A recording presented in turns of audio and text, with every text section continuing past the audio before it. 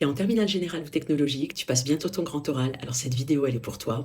Je vais te donner 10 conseils en communication qui vont t'aider à être plus à l'aise et surtout à optimiser ta note un maximum.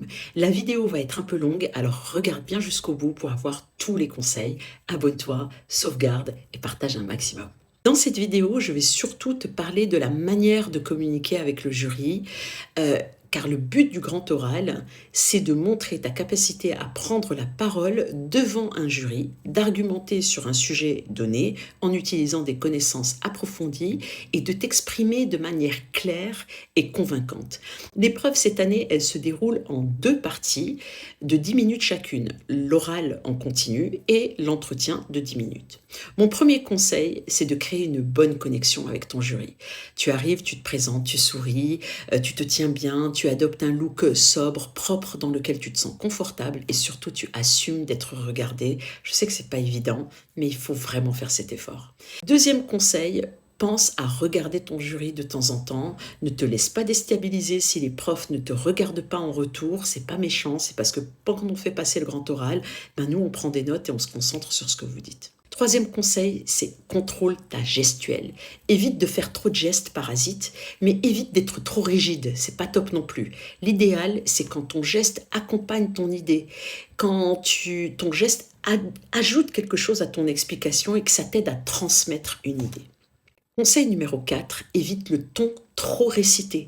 Rends ta présentation vivante. Montre que tu maîtrises ton propos, ta problématique, tes explications, les termes que tu utilises. Il faut que tu sois convaincant, il faut que ça se voit, il faut que ça s'entende. Conseil numéro 5, ne parle pas trop vite ni trop lentement. Prends le temps de faire des petites pauses et adopte un bon flow. Sixième conseil, si tu es très nerveux de nature, pense à faire des petits exercices de respiration.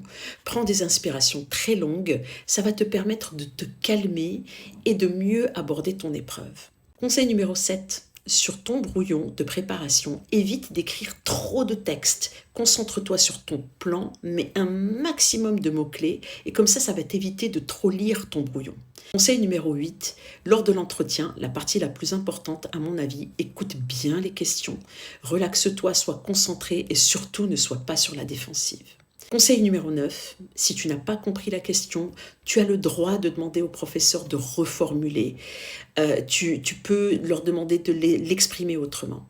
Et enfin, mon dernier conseil numéro 10, si tu n'as pas la réponse à une question, n'hésite pas à dire au jury que tu ne sais pas. Comme ça, ils passent à autre chose, ils te posent une autre question, ou ils vont te poser des questions qui vont te donner des indices, et surtout, tu évites les longs silences. Alors j'espère que ces conseils vont t'aider. Laisse-moi un petit commentaire comme d'habitude pour me dire que ça s'est bien passé, pour me partager vos notes. J'espère que ça va hyper bien marcher. Je suis de tout cœur avec toi et avec tous les élèves qui passent le bac et je vous souhaite bonne chance. Allez, à bientôt.